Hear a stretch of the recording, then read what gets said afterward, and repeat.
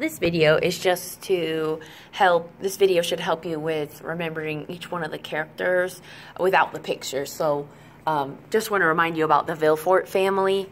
Villefort was the deputy prosecutor at the beginning of the novel who was also getting married to Renee de Saint-Méran, even though they didn't get married immediately then. Like, remember, Napoleon came back, so then he didn't want to marry her because she was a royalist.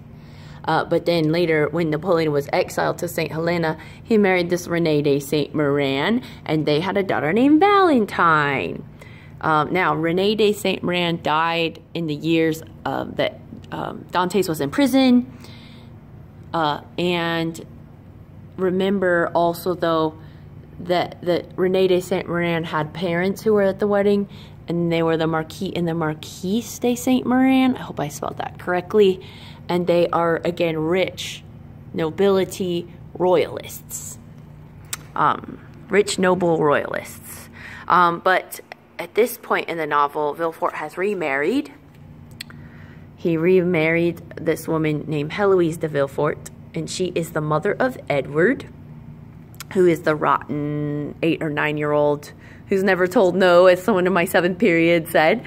And if you kind of remember also, Villefort is still at odds with his father, Nortier, who's in the wheelchair. But he's also has a great fortune as well. So, Edward would not inherit the fortune unless his grandparents were dead. Obviously, we don't want that. But also, the entire fortune would go to his sister, Valentine, unless she was gone. But we also know that Valentine is engaged to marry Franz d'Epinay. And for some reason, old Nortier doesn't like this. So remember, he disinherits Valentine if indeed she does marry Franz. Valentine would rather be a nun than marry Franz, but she's also truly in love with Maximilian, or just Max Morel, I guess. And we know Max Morel from earlier in the novel. He saved Chateau Renaud. He came to the Breakfast of Champions in Paris. He kind of shocks Monte Cristo because Monte Cristo was bent on revenge. But when he sees Max, he remembers like the kindness and the gratitude of Morel. Now, there's another subplot. There's another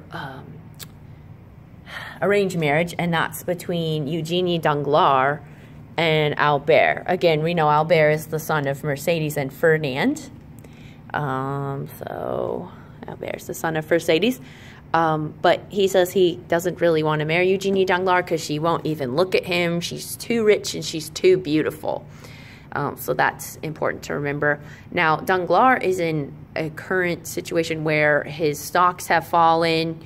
He's lost money because of this telegraph operator. He doesn't know that Monte Cristo paid the telegraph operator to report fake news. And there was some sort of fake news printed about Don Carlos of Spain.